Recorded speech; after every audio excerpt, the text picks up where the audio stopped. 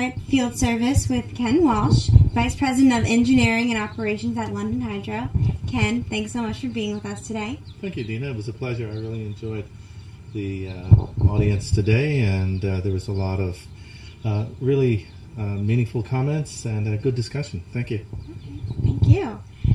So you started off your presentation with talking about how knowledge will double every 11 hours. Can you expand on that a little bit? Basically, that was based on a study that IBM had commissioned. It was a prediction that they made.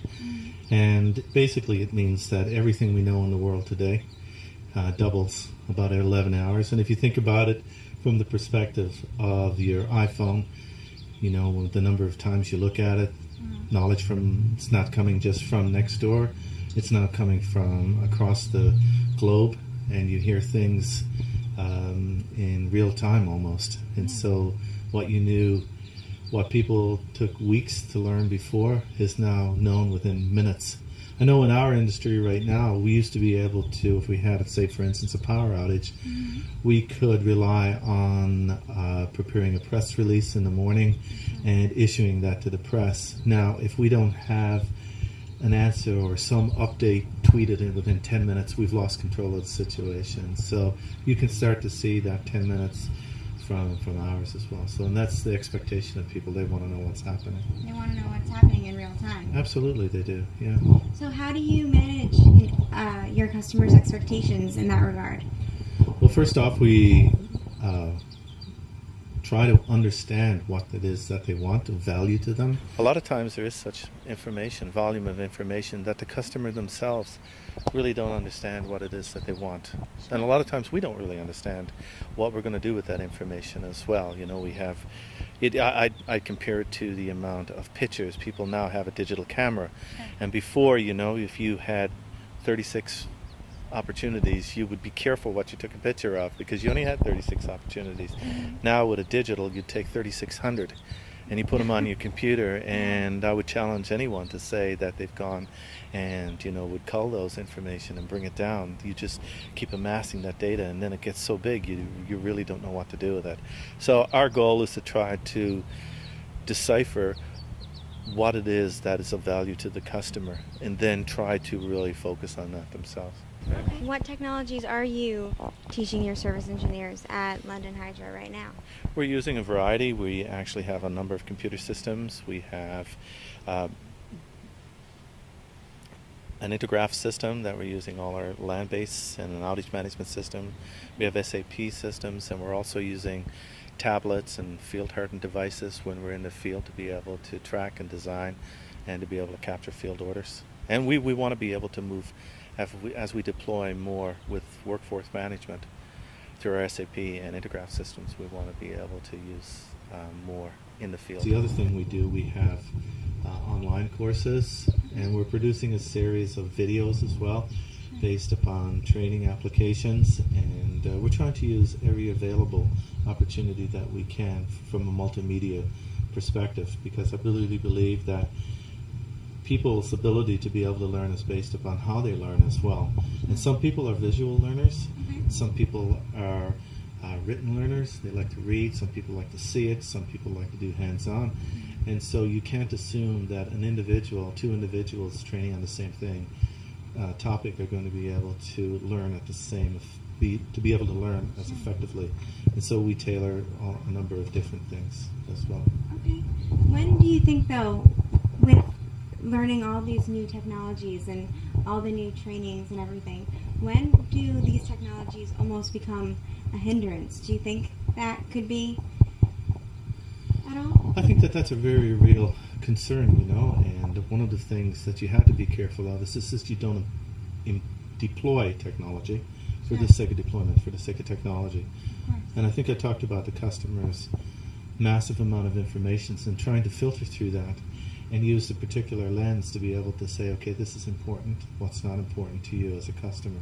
Because a lot of times we being the experts in the delivery of the service can help the customer learn what it is, but we can also learn from them as well. So I think the same thing is true for technology deployment. Just because you can deploy iPads, for instance, to every one of your field staff doesn't necessarily make that the right thing to do. Sure. So you need to be able to understand that as well. You were saying that you moved to Ontario 25 years ago. How has the realm of field service changed in the past even 10 years? I think that's a good question. I think what we've really moved towards is a system of customer-centric. We've become extremely customer-centric where, we believe that even our base drivers of safety and reliability and cost efficiency really reflect a customer-centric perspective. Sure. And especially with the deployment of the new technologies, we're looking at, for instance, smartphone apps where customers can actually look at their power usage and to be able to monitor some of the things in their home. And so that's very important to us. And I think that's where the industry has moved, in my opinion. We've moved very much towards customer-centric. Right? What's good for the customer is good for business. And we've really adopted that. It wasn't always that way. Okay. Right? In a 100-year-old stable industry, in a monopoly business, you just tend sometimes to get stayed in what you do, but we've certainly in the last little while moved towards that directive. In your presentation, you were talking about there being a push for renewable energy. How do you plan to integrate these into your operations? Or if it's integrated already, what are you doing? And what are the challenges that you're facing in regards to that? Well, I think certainly, first off, I'd like to say that as an engineer and as a member of a utility, we strongly support green energy. Sure. We believe that it has a role to play in conservation, in preventing greenhouse gases. This is my own personal belief. And we work hard at trying to promote it. In terms of the integration of technologies, we are very interested in that. And we are very interested in, we believe we're an enabler. And what that means is we don't necessarily want to be the company that puts in all the solar, for instance, but we want to enable the companies of the world that produces the solar panels, the wind, etc., the other green technologies, to be able to integrate them and provide them with an opportunity for seamless integration into our system.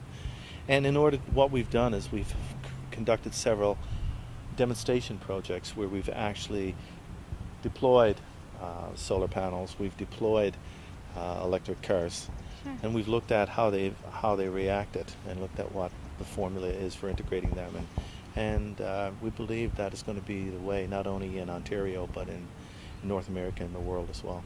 Yeah, definitely. It's so appropriate today being Earth Day, Oh, it is Earth Day. It is. Yes, it is. yes, 21st. I recently read an article that was released saying that LondonHyrdo invested $18,000 for a course for their board members, and your CEO was quoted in that article saying that the sum was a small investment to ensure that a $300 million utility runs properly.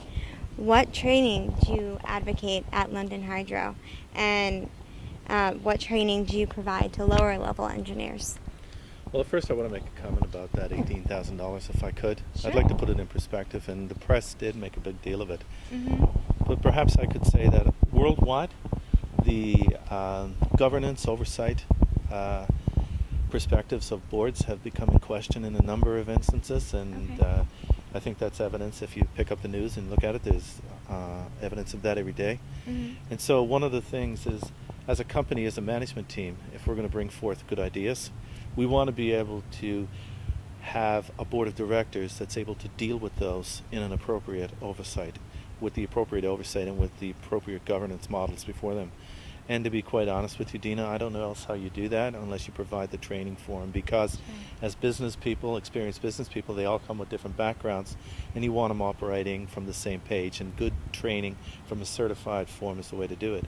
So as Vinay, my boss, the CEO, said, it's a small investment for $300 million, $18,000 compared to the ramifications of making a bad judgment, a bad decision that could run into millions of millions. So, you hedge it. It's like insurance. You provide as much training as you can. Now, if you step that down to our engineers, we provide that as well. The technical staff, we talk to them. We provide them opportunities to understand. We have regular meetings, talk about what our bottom line is, what our goals and objectives. I mean, the other thing about a board is everything is driven by the strategy from them. So we want to have a board that delivers strong strategy, and that needs to permeate down through the whole organization. Sure. And actually, staff below the executive levels are the ones that actually develop the strategy document that goes to the board, and then, I mean, through with our advice, Sure, obviously. So they get first-hand involvement in what that strategy is and what's important for the company, because they know they're front line. They deal with it. Okay. Yeah. Wonderful. Our entire talk was on the corporate university. Yes. So is that really what you're talking about? Just advocating training through all levels of the organization? Yeah, I believe, because, while we talk about technical training as well, Sure. which is the primary focus of what we want to do with, with creating the university to be able to meet the challenges of the shifting paradigm. The other thing is that there's other training that takes place as well, for instance, in customer service, in dealing with customers, in dealing with each other to build a different environment, because we're really now focusing on a different type of culture in our organization. We want to develop that culture. We want to take it out of the 100-year theme that it was, and we want to change that theme to one of participative culture, where people feel what they say is valued. Because we really believe if our employees are empowered and feel part of a high culture, right, they'll perform more. And it's all based on, Dina, capability and capacity curves. So we'll build that capacity, we'll build that capability within our staff. There'll always be lags and leads, but eventually we want to maintain that, and that's what we want to do. All right. Well, Ken, thank you so much for being with us today here at Field Service and for your fantastic presentation. Thank you, Dina, for inviting me. It was a pleasure, and I look forward to the rest of the conference. Okay. Thanks.